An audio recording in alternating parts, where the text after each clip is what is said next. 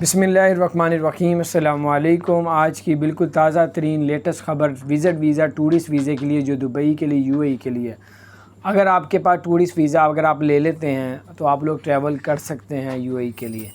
तो अब किसी किस्म का आपको जो है वो जो होता है ना, डायरेक्ट आप लोग इस तरह फ़्लाइट लेके भी जा सकते हैं। लेकिन आपके लिए दो तीन चीज़ें बहुत ज़्यादा ज़रूरी हैं।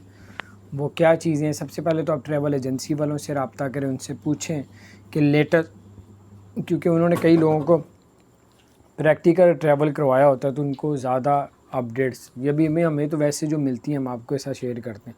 सबसे पहले तो उन्होंने कहा है कि अब जो टूरिस्ट वीज़े विज़िट वीज़े पे दुबई आएगा तो उसके पास 2 से 2,500 दिरहम होना चाहिए, ठीक है। तो होटल बुकिंग होनी चाहिए, और अगर होटल बुकिंग नहीं है तो फिर जिस दोस्त के बाद या जिस रिश्तेदार के पास जाना है उनका एड्रेस, उसका मोबाइल नंबर भी आपको लिखना पड़ेगा।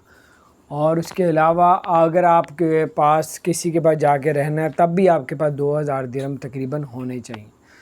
तो उसके अलावा एक वैक्सीन जो है वो पाकिस्तान में होगी, रैपिड टेस्ट भी, और जो है एक दुबई में जाके टेस्ट किया जाएगा। और अगर आप किसी के पास रहते भी हैं तब भी आपको 2,000 दिरहम शो कराने पड़ेंगे।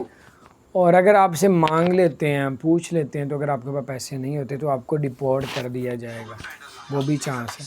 तो बार ये अपडेट्स थी लेटेस्ट बिल्कुल। आप टूरिस्ट वीज़ा विज़िट वीज़ा अगर आप ले लेते हैं तो फिर आप ट्रैवल एजेंसी वालों पहले लेने से पहले जो मैं आपको ये मशवरा दूंगा, अगर टूरिस्ट वीज़ा विज़िट वीज़े का इरादा रखते हैं जाने के लिए तो आप एक अच्छे से ट्रैवल एजेंसी वालों से पूछें कि मुझे किस एयरलाइन की टिकट लेनी चाहिए, इतिहाद या एमिरेट्स एयरलाइन, क्योंकि वो भी अब ऑपरेट शुरू कर दिया उन्होंने लाहौर, कराची, इस्लामाबाद से एमिरेट्स एयरलाइन।